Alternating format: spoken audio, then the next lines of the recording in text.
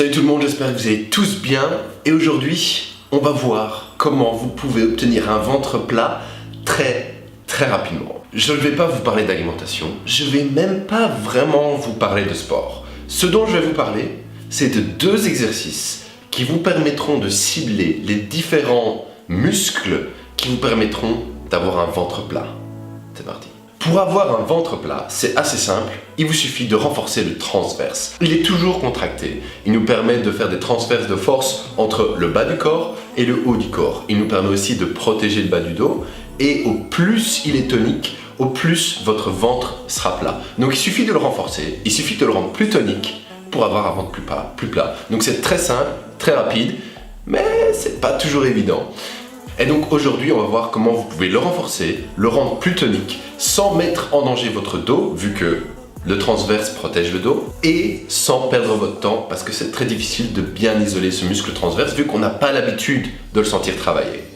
Let's go. Notre premier exercice sera le gainage, donc assez simple, très facile, vous vous mettez sur les avant-bras et sur les orteils. Si vous voulez compliquer l'exercice, vous pouvez resserrer les pieds, les rapprocher l'un de l'autre.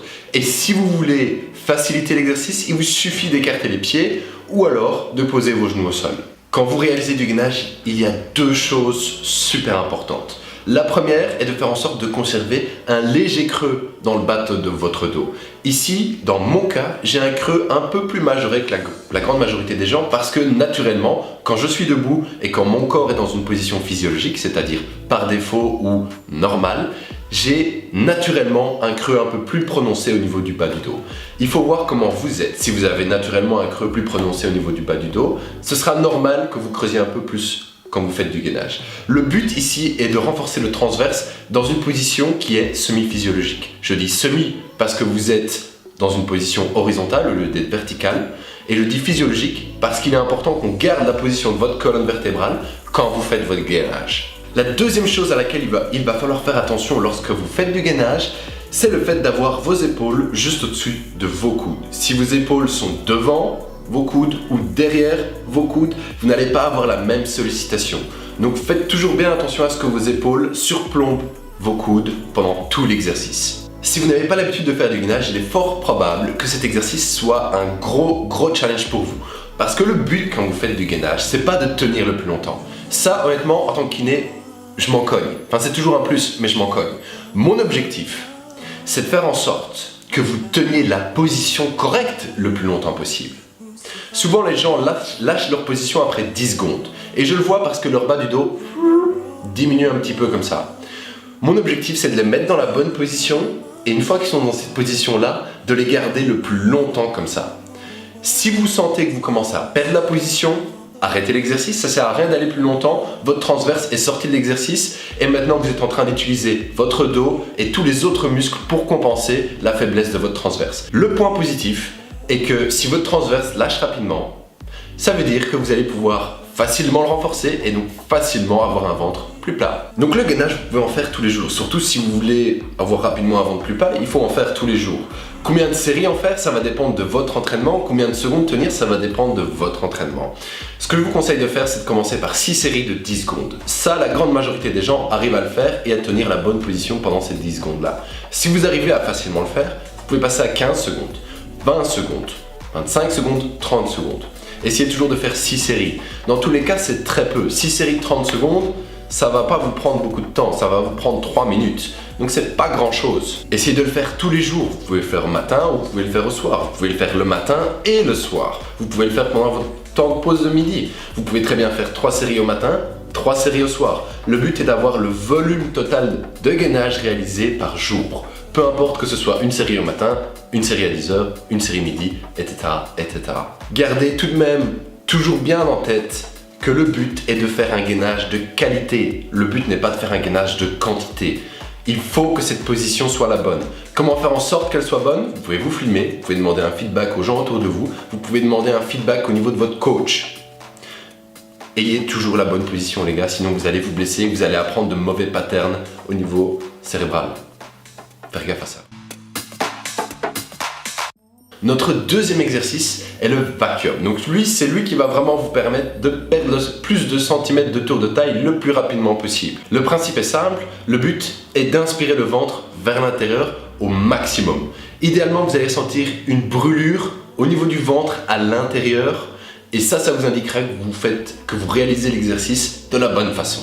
Personnellement, je préfère me pencher légèrement en avant, prendre appui au niveau de mes genoux avec mes mains, ce qui me permet d'avoir un meilleur bras de levier pour plus facilement rentrer mon nombril et pour l'inspirer beaucoup plus haut. Vous n'avez pas à garder le nombril inspiré pendant plusieurs secondes. Vous pouvez très bien le faire pendant 2, 3, 4, 5 secondes. Pas spécialement plus que ça. Le but est de faire quelque chose que vous allez savoir faire maintenant et que vous allez savoir tenir sur du long terme. Ça sert à rien de le faire pendant une semaine et puis de plus rien faire. Donc vous le faites pendant une semaine et vous rentrez le nombril pendant 30 secondes, vous vous tuez à chaque fois que vous le faites.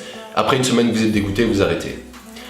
Vous allez reprendre tous les centimètres de tour de taille que vous auriez pu perdre en une semaine. Même si en une semaine, vous n'allez pas en perdre énormément, vous allez très certainement tout reprendre si vous arrêtez de vous entraîner. C'est comme ça dans tous les domaines. Si vous arrêtez une stimulation, vous allez revenir à la position de départ. Comme pour le gainage, le but est de faire de la qualité. Si vous ne sentez pas la brûlure, si vous ne sentez pas l'effort, c'est que ce n'est pas suffisamment intense. La façon dont vous réalisez le vacuum, c'est tout simple. Vous inspirez par la bouche ou par le nez. Ensuite, vous soufflez toujours par la bouche ou par le nez, c'est comme vous préférez. Moi, j'ai le nez bouché, donc ce sera par la bouche. Vous soufflez par la bouche. Et quand vous avez fini de souffler, vous aspirez le nombril vers le haut. Et vous le tenez le plus haut possible pendant 3, 4, 5, 6, 7 secondes, comme vous pouvez le faire. Ensuite, vous réinspirez et vous relâchez tout doucement le ventre, vous le laissez aller vers l'avant. Vous pouvez même le laisser rebondir en avant. Vous prenez votre temps, vous remplissez bien vos poumons. Une fois que vous avez bien pris votre respiration, vous recommencez à souffler, votre nombril recommence à revenir. Vous ne l'avez pas encore inspiré, il est juste en train de revenir, c'est un phénomène tout à fait normal.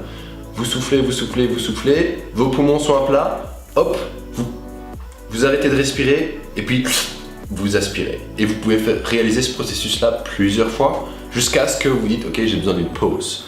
La pause, à vous de voir, ça peut être 30 secondes, ça peut être 1 minute, ça peut être 2 heures, ça peut être 3 heures. C'est le même principe que pour le gainage. Le but est d'avoir un volume d'entraînement par jour, pas spécialement d'avoir un volume d'entraînement par heure. Donc prenez votre temps, le but est de le tenir sur le long terme. Et c'est tout pour ces deux exercices-là. Si vous arrivez à faire ces deux-là, vous aurez déjà des résultats. Maintenant, ce ne seront pas des résultats transformation physique. Vous aurez un ventre un peu plus plat, mais vous aurez toujours la même quantité de graisse, vu que les muscles ne savent pas aller prendre dans le gras. Ils ne communiquent pas directement. Le muscle va prendre le gras qui se trouve dans le sang.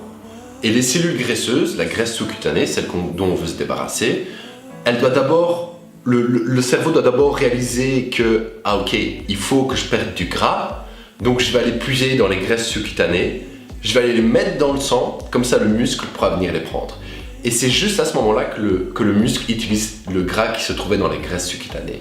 Mais donc c'est pas en faisant des abdominaux, c'est pas en faisant du gainage ou du transverse que vous allez perdre du gras au niveau de votre ceinture abdominale. Donc ici c'est vraiment un pur trick, c'est vraiment une pure astuce que pour avoir un ventre plus plat sans avoir à perdre du gras. Si vous voulez vraiment perdre du gras et transformer votre corps, alors l'alimentation et le sport en général seront super importants. Maintenant, le sport en général, c'est un plus. Ce sera surtout votre alimentation. Si ça vous intéresse, j'ai créé un court e-book. Je suis certain que vous allez le kiffer. Il fait juste 11 pages. Il est gratuit. Vous pouvez le télécharger en cliquant juste ici où il y aura un lien dans le descriptif de la vidéo.